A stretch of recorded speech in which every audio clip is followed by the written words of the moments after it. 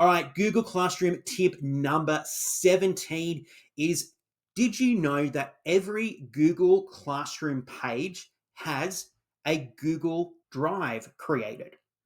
That's right. So you can actually keep all of those materials that you have created in your Google Classroom really organized in a Google Drive folder, and it creates this automatically. And then everything that you create in your Google Classroom is also automatically added to this particular folder.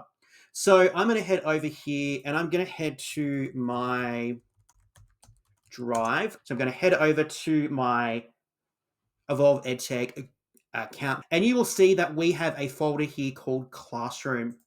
If I double click on this and head into that, you will find there is my demonstration account.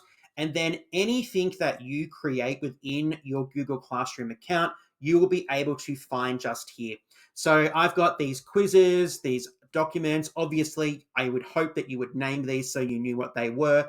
This is really handy because, again, you can reuse these in Google Classroom in future.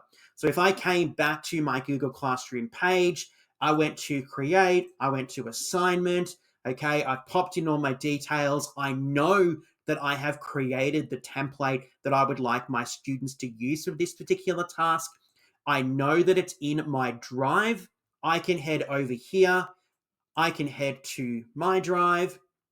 I'm going to head to my Classroom Drive, head to my Classroom, and then I can attach that one to this particular assignment. I don't need to recreate it. So once you've created these tools, once they are in your Google Drive folders, you have access to those for as long as you would like.